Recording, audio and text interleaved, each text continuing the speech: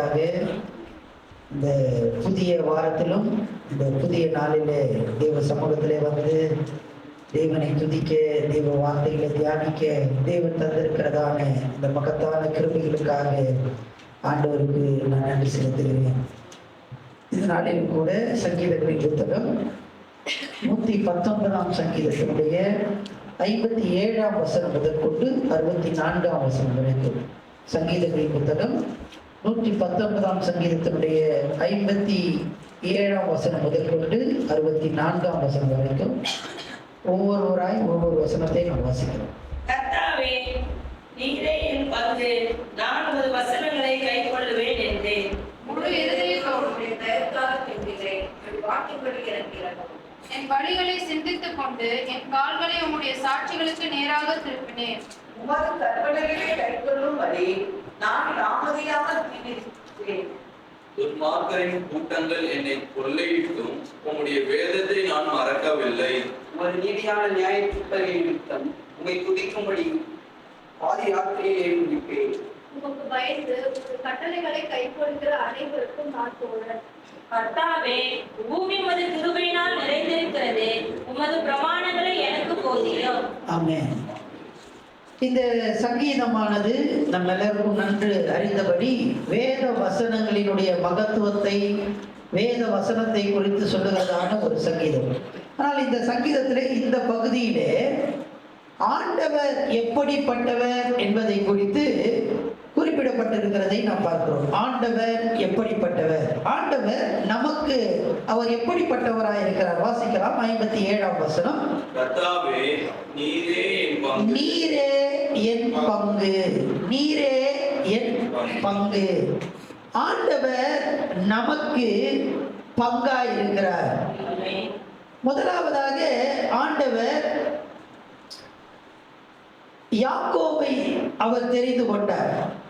அவர் எப்படி ஒரு பங்காக அவர் தெரிந்து கொண்டார் என்றால் வாசிக்கலாம். எரேமியாவின் புத்தகம், எரேமியா தீர்க்கதரிசன புத்தகம் 10ஆம் அதிகாரத்துடைய 16ஆம் வசனம். எரேமியா 10ஆம் அதிகாரத்துடைய 16ஆம் வசனம்.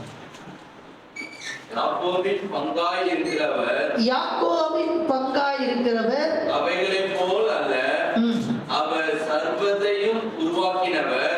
இஸ்ரவேல் அவருடைய சுதந்திரமான கோத்திரம், இஸ்ரவேல் அவருடைய சுதந்திரமான கோத்திரம். சேனைகளின் கர்த்தர் என்பது அவருடைய நாமம். 51:19. எரேமியா 51:19.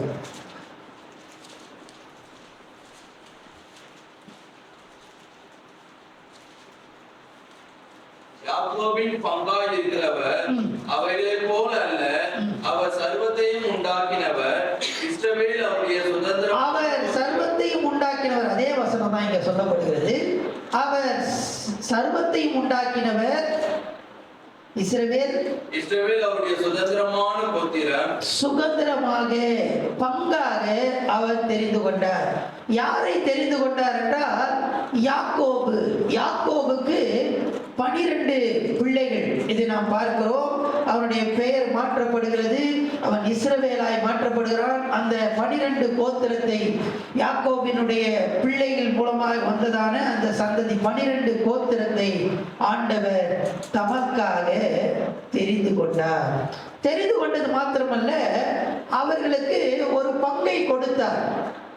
கானான் தேசத்தை கொடுத்தார். அதை எப்படி கொடுத்தார் என்றால் நூல் போட்டு அளந்து கொடுத்தார் என்று பார்க்கிறோம். எல்லாருக்கும் தெரிஞ்ச வசனம் சங்கீதங்களின் புத்தகம் 16ஆம் சங்கீதத்துடைய 5ஆம் வசனம். கர்த்தர் என் சுதந்திரமும், வாசிங்க, என் பாத்திரத்தில்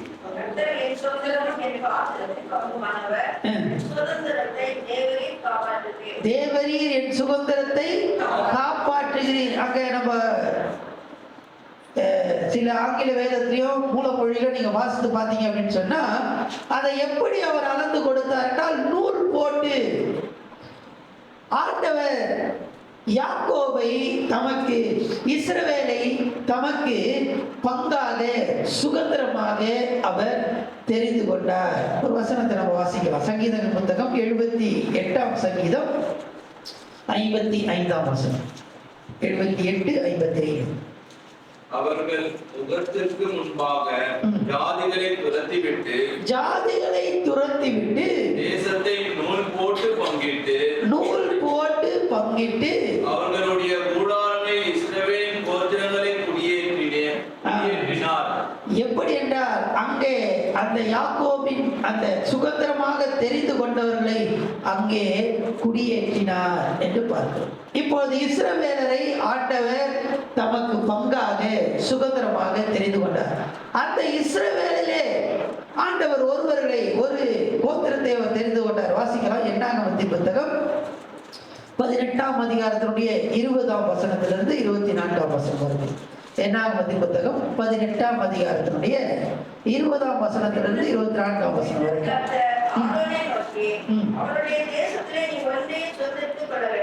ஒன்றையும் சுதந்திரித்துக் கொள்ள வேண்டாம். இப்போது இஸ்ரவேல் ஜனங்களை தனக்கு சுதந்திரமாக தெரிந்து கொண்டார். அந்த இஸ்ரவேல் 12 கோத்திரத்திலே லேவிக்கு சொல்லப்படுகிறதான லேவியருக்கு சொல்லப்படுகிறதான இந்த காரியம், லேவி புத்திரரை குறித்து சொல்லப்படுகிறதான காரியம் தொடர்ந்து வாசிக்கலாம். இந்த இஸ்ரவேல் புத்திரர் நடுவிலே உனக்கு சுதந்திரம், நானே உன் சுதந்திரம், நானே உன் பங்கு, நானே உன் சுதந்திரம். இஸ்ரவேல் புத்திரரை தமக்காக சுதந்திரமாக பங்காக தெரிந்து கொண்டார். அதிலே லேவியை தனக்கு ஆசாரிய ஊழியம் செய்யும்படிக்கு சுதந்திரமாக பங்காக தெரிந்து கொண்டார். இதெல்லாம் சரி. இப்பொழுது ஆண்டவர் நம்மை சுதந்திரமாக தெரிந்து கொண்டிருக்கிறார். எப்படி தெரிந்து கொண்டார் என்றால், ஆண்டவராகிய இயேசு கிறிஸ்துவின் மூலமாக, ஆண்டவராகிய இயேசு சிலுவையிலே நமக்காக பலியானதின் மூலமாக, அவர் சிந்தின அந்த இரத்தத்தின் மூலமாக நாம் அவருக்கு பங்குள்ளவர்களாக இருக்கிறோம். வாசிக்கலாம். கொலோசியருக்கு எழுதின நிருபம் 2ஆம் அதிகாரத்தினுடைய 9ஆம் வசனம். கொலோசியர் 2:9. ஏனென்றால் தேவத்துவத்தின் பரிபூரணம் எல்லாம் சரீர பிரகாரமாக அவருக்குள் வாசமாய் இருக்கிறது. மேலும் சகல துரைத்தனங்களும் அதிகாரங்களுக்கும் தலைவராய் இருக்கிற அவருக்குள் நீங்கள் பரிபூரணம் உள்ளவர்களாய் இருக்கிறீர்கள். நம்மை ஆண்டவர் பங்காக தெரிந்து கொண்டார். ஆண்டவராகிய இயேசு கிறிஸ்துவின் மூலமாக இப்பொழுது இஸ்ரவேலரை ஆண்டவர் தெரிந்து கொண்டார். இஸ்ரவேலிலே லேவியை ஆண்டவர் பங்காக தெரிந்து கொண்டார். இன்றைக்கு இயேசு கிறிஸ்துவின் மூலமாக ஆண்டவர் என்னை பங்காக சுதந்திரமாக அவர் தெரிந்து கொண்டிருக்கிறார். அல்லேலூயா. அவர் தெரிந்து கொண்டார். அவர் தெரிந்து கொண்டது நிமித்தமாக அவர் எனக்கு எப்படி இருக்கிறார் என்றால் முழுமையா இருக்கிறார். கம்ப்ளீட். திரும்பவும் அந்த வசனத்தை வாசிக்கலாம். ஏனென்றால் தேவத்துவத்தின் பரிபூரணம் எல்லாம் கம்ப்ளீட்டா சரீர பிரகாரமாக அவருக்குள் வாசமாய் இருக்கிறது. மேலும் சகல துரைத்தனங்களுக்கும் அதிகாரத்துவத்துக்கும் தலைவராய் இருக்கிற அவருக்குள் நீங்கள் பரிபூரணம் உள்ளவர்களாய் எல்லாம் அவருக்குள் பூரணமாக கம்ப்ளீட்டா இருக்கிறது. இப்போது நான் அவருக்குள் முழுமையாய் இருக்கிறேன். ஆண்டவர் என் சுதந்திரமாய் இருக்கிறார். அல்லேலூயா. ஆண்டவர் என் சுதந்திரமாய் இருக்கிறார். நான் அவருக்குள் முழுமையாய் இருக்கிறேன், பரிபூரணமாய் இருக்கிறேன். ஆமென். இரண்டாவது வாசிக்கலாம். கொலோசியர் 3ஆம் அதிகாரத்தினுடைய 4ஆம் வசனம். நம்முடைய ஜீவனாகிய கிறிஸ்து வெளிப்படும் போது நீங்களும் அவரோடு கூட மகிமையிலே வெளிப்படுவீர்கள். ஆண்டவரின் பங்காய் இருப்பதன் மூலமாக நான் அவருக்குள் பரிபூரணமாய் இருக்கிறேன். இரண்டாவது, அவர் என் ஜீவனாய் இருக்கிறார். அல்லேலூயா. அவர் என்னுடைய பங்கு, அவர் எனக்கு சுதந்திரம். அதனால நான் என்னப்பா, எனக்கு என்ன அப்படின்னு சொன்னா, அவர் எனக்கு முழுமையாக கம்ப்ளீட்டா எல்லாமே அவராக தான் இருக்கிறார். காரணம், அவர் என்னை சுதந்திரமாக அவருடைய பங்காய் நான் இருக்கிறேன். இரண்டாவதாக, அவருக்குள் அவருடைய ஜீவனாய் நான் இருக்கிறேன். மூன்றாவதாக வாசிக்கலாம். 3ஆம் அதிகாரத்துடைய 11ஆம் வசனம். அதிலே கிரேக்கன் என்றும் யூதன் என்றும் இல்லை, விருத்த சேதனம் உள்ளவன் என்றும் விருத்த சேதனம் இல்லாதவன் என்றும் இல்லை, புறஜாதியன் என்றும் புறதேசத்தான் என்றும் இல்லை, அடிமை என்னும் சுயதீனம் என்றும் இல்லை, கிறிஸ்துவே எல்லாமும் ஆயிருக்கிறார். எல்லாவற்றுக்கும் எல்லாமுமாயிருக்கிறார். எல்லாவற்றுக்கும் எல்லாமாய் அவர் என்னுடைய பங்கு. எப்படி பங்கு அப்படின்னா, நான் கம்ப்ளீட்டா இருக்கிறேன். நான் அவருடைய ஜீவனுக்குள் நான் இருக்கிறேன். மூன்றாவது, எல்லாவற்றுக்கும் எல்லாமா இருக்கிறேன். நிறைய நேரத்துல பங்கு அப்படின்னு சொல்லிட்டு இதுக்கு மட்டும்தாங்க பங்கு நான் சொன்னேன், ஆனா இதுக்கு மட்டும்தான் நான் சொன்னேன் அப்படின்னுவாங்க. ஆனா ஆண்டவர் சொல்ற, நீ என்னுடைய பங்கு. நான் உன்னை சுகந்தரித்து கொண்டிருக்கிறேன். என்னுடைய ரத்தத்தின் மூலமாக உன்னை சுதந்திரவாளியாய் மாற்றி இருக்கிறேன். நீ என்னுடைய பங்கு இருக்கிறாய். எப்படின்னு சொன்னா, எல்லாவற்றுக்கும் எல்லாமா இருக்கிறார். ஆண்டவர் நமக்கு எப்படி இருக்கிறார் என்றால், அவர் நம்முடைய பங்கா இருக்கிறார். எல்லாவற்றுக்கும் எல்லாமா இருக்கிறார். அடுத்தபடியாக வாசிக்கலாம். சங்கீதங்கள் புத்தகம் 119ஆம் சங்கீதத்தினுடைய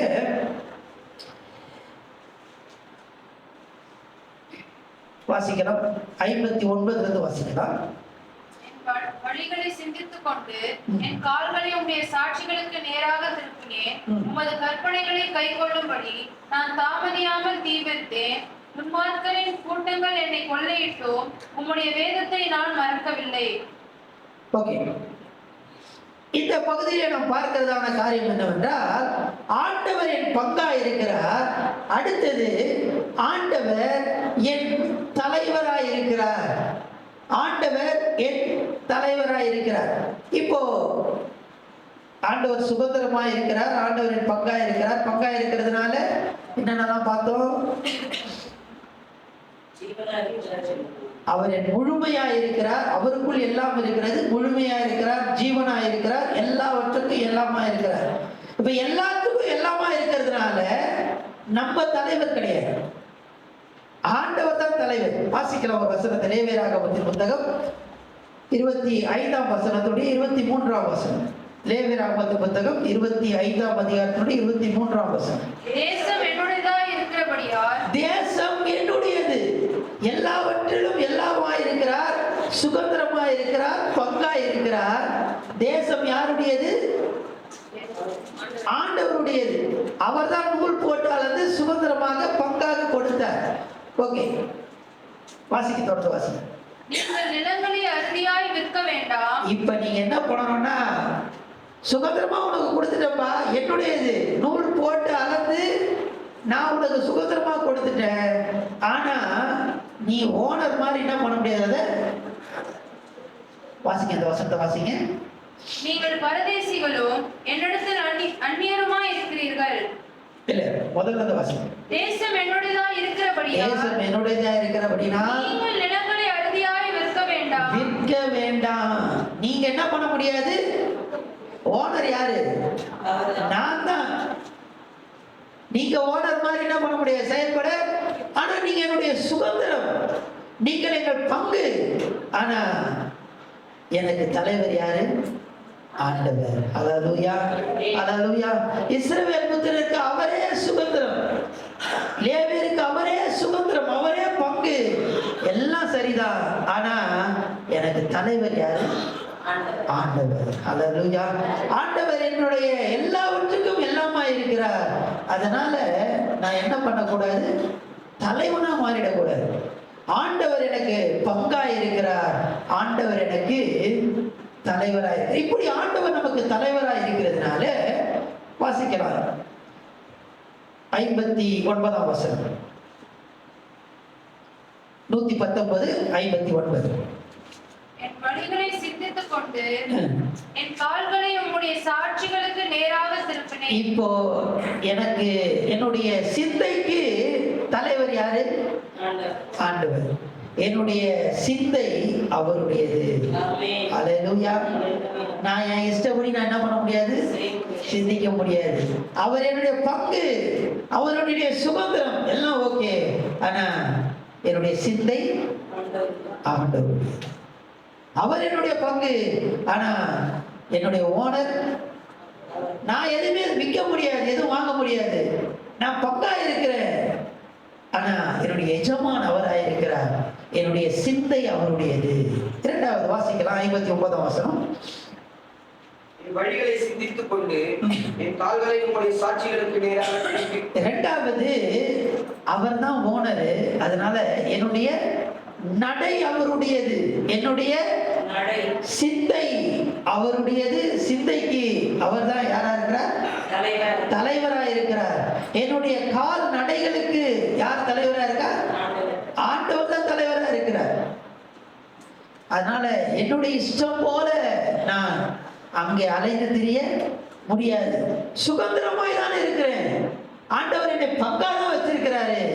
பங்கா இருந்தாலும் என்னுடைய இஷ்டப்படி நான் என்ன பண்ண முடியாது, என்னுடைய பாதையில நான் போக முடியாது. என்னுடைய கால் நடைகளுக்கு அவர் தலைவராக இருக்கிறார். அல்லேலூயா. 60ஆம் வசனத்தை வாசிக்கலாம். 60ஆம் வசனம். உமது கற்பனைகளை கைக்கொள்ளும்படி நான் தாமதியாமல் தீவிரித்தேன். தாமதியாமல் தீவிரித்தேன். என்னுடைய நேரம் அவருடையது. என்னுடைய நேரம். நீங்க பாத்தீங்கன்னா எல்லாருக்கும் ஒரே நேரம் தான்.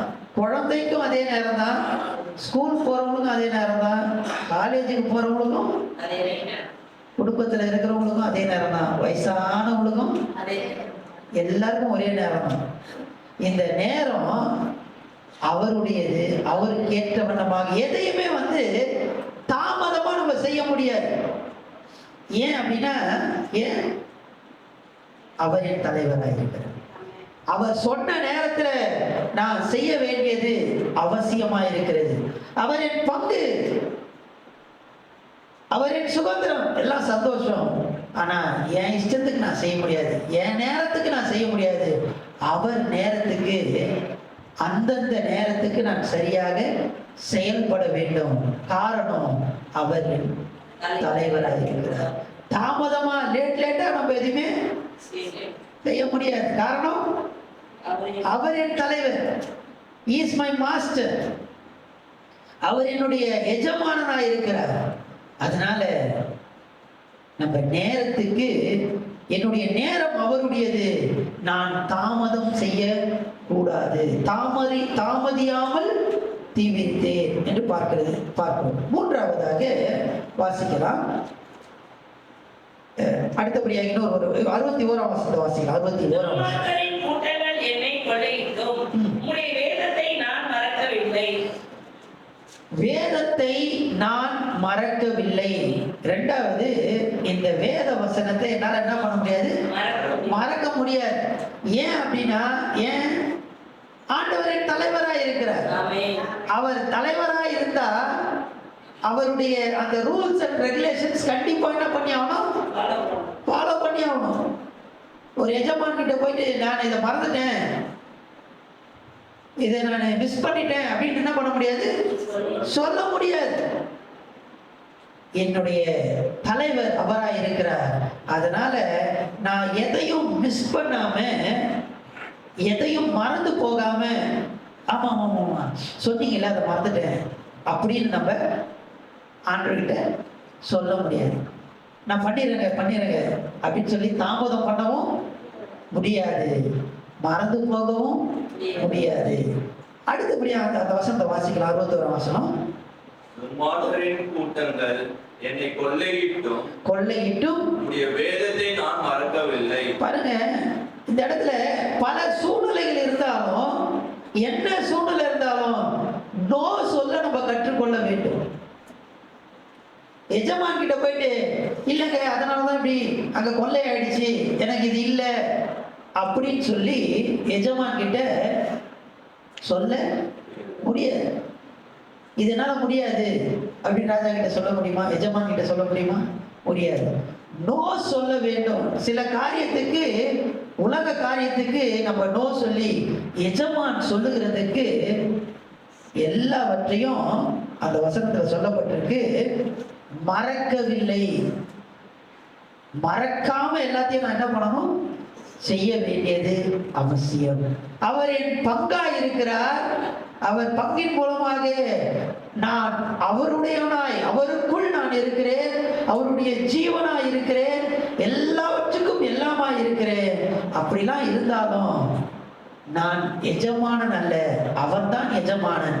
அந்த எஜமானனாய் அவர் இருக்கிறபடினாலே நான் என்ன பண்ணுவேன் அப்படின்னு சொன்னா, என்னுடைய சிந்தை அவருடையது, என்னுடைய நடை அவருடையது, என்னுடைய நேரம் அவருடையது. எனவே நான் தாமதம் பண்ண மாட்டேன்.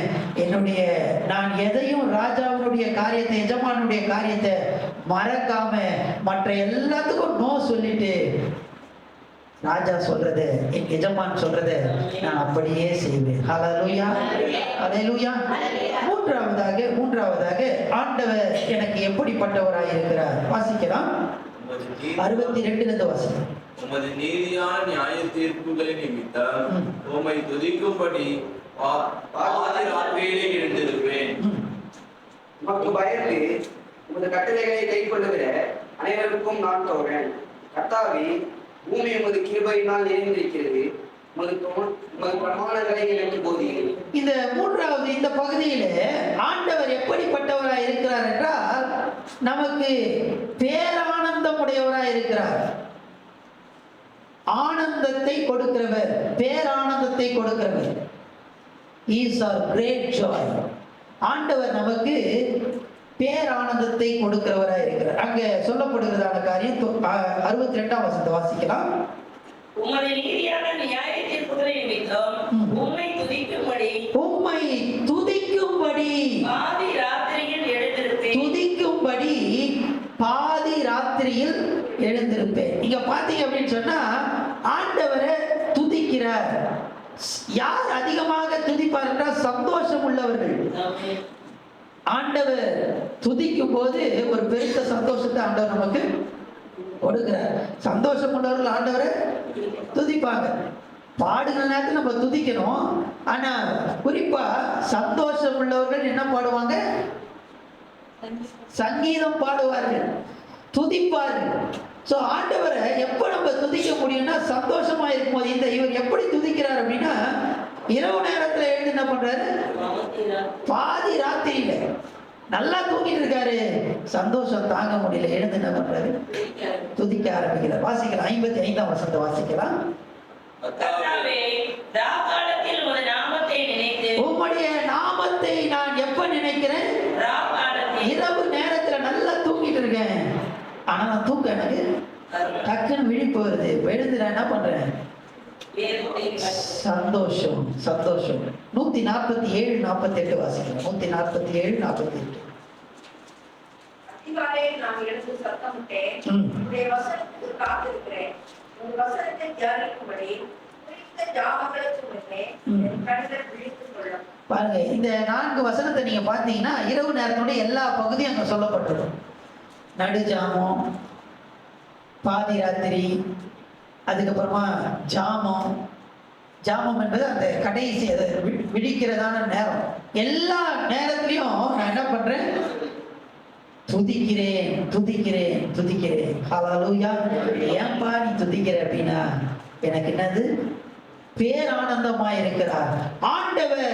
என் பேரானந்தமாய் இருக்கிறார் ஆண்டவர். எனக்கு சந்தோஷம் உடையவராய் இருக்கிறார் ஆண்டவர். என் பங்காய் இருக்கிறார் ஆண்டவர். எனக்கு எஜமானனாய் இருக்கிறார் ஆண்டவர். எனக்கு பேரானந்தம் உடையவராய் இருக்கிறார். எனவே நான் துதித்துக் கொண்டிருக்கிறேன். இது ஆண்டவரை குறித்ததான ஒரு காரியம். அப்ப உலகத்துல எனக்கு என்ன சந்தோஷம்? துதிக்கிறது மட்டும்தான் சந்தோஷமா? இல்ல. வாசிக்கலாம். 63ஆம் வசனம்.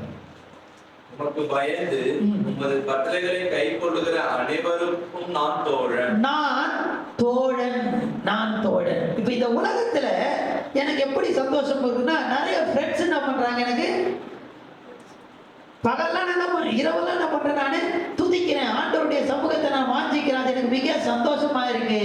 பகல் வேலையில பாத்தீங்கன்னா நிறைய பேர் நான் சந்திக்கிறேன், நான் பேசுறேன். அது எனக்கு என்னவா இருக்கு?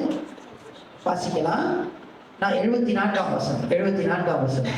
நான் உம்முடைய வசனத்திற்கு காத்திருக்கிறபடியால் உமக்கு பயந்தவர்கள் என்னை கண்டு சந்தோஷப்படும். என்னை கண்டு சந்தோஷப்படுவார்கள். அந்த சந்தோஷப்படுறவங்களாம் எனக்கு யாரா இருக்கிறாங்க? தோழர்களா இருக்கிறாங்க. எல்லாம் எனக்கு ஃப்ரெண்ட்ஸ். எனக்கு நிறைய ஃப்ரெண்ட்ஸ் இருக்கிறாங்க. அந்த ஃப்ரெண்ட்ஸோட நான் என்ன பண்றேன்? சந்தோஷமா நான் இருக்கிறேன். ஆண்டவரோடு நான் சந்தோஷமா இருக்கிறேன். ஆண்டவர் கொடுக்கிறதான அந்த ஃப்ரெண்ட்ஸ் மூலமா எனக்கு என்ன கிடைக்குது? சந்தோஷம். 79ஆம் வசனம்.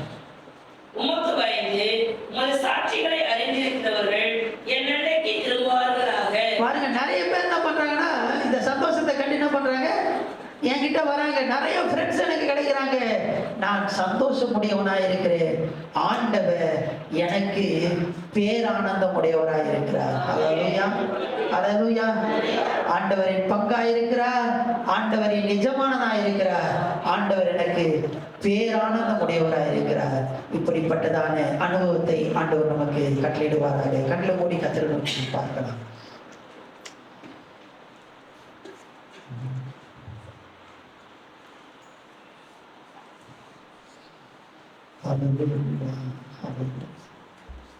ஆண்டவரே, உம்மை நாங்கள் துதிக்கிறோம் அப்பா. ஆண்டவரே, நீரே எங்கள் பங்கப்பா. எத்தனையோ பேருக்கு கிடைக்காத ஒரு ஸ்லாக்கியம், ஒரு பாக்கியம் இயேசு கிறிஸ்துவின் மூலமாக நீர் ஆண்டவரே எங்களை ஆண்டவரே பங்காய் நீ மாற்றிருக்கிறீர். எல்லாவற்றுக்கும் எல்லாமானவராக என்னைக்குள்ளே ஒரு முழுமையாய் நீர் மாற்றிருக்கிறீங்களப்பா. ஸ்தோத்திரம் அப்பா. ஆனால் ஆண்டவரே, நீர் எங்கள் எஜமான் என்பதை நாங்கள் நினைவில் கொண்டு எங்களுடைய சிந்தை, எங்களுடைய நடை, எங்களுடைய நேரம் ஆண்டவரே, நாங்கள் ராஜாவுக்கு முன்பாக நிற்கிற நேரங்களிலே நாங்கள் எல்லாவற்றுக்கும் நோ சொல்லி ஆண்டவரே உடைய வேத வசனத்தை ஆண்டவரே ராஜாவினுடைய அந்த எஜமானனுடைய கட்டளைகள் நாங்கள் மறவாமல் ஆண்டவரே தாமதியாமல் நாங்கள் அதற்கு கீழ்ப்படிய எங்களை நாங்கள் அர்ப்பணிக்கிறோம். ஹல்லேலூயா, ஹல்லேலூயா, ஹல்லேலூயா.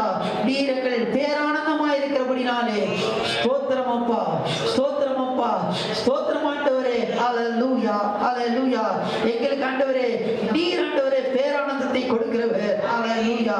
ஆண்டவரே, அது மாத்திரமல்ல, இந்த உலகத்திலே எங்களுக்கு அநேக நண்பர்களை தந்து அதன் மூலமாய் சந்தோஷத்தை தருகிற தேவன் நீர் அல்லவா. ஸ்தோத்திரம், ஸ்தோத்திரம், ஸ்தோத்திரம், ஸ்தோத்திரம், ஸ்தோத்திரம். பரலோக பிதாவே, துதிக்கிறோம் ஆண்டவரே.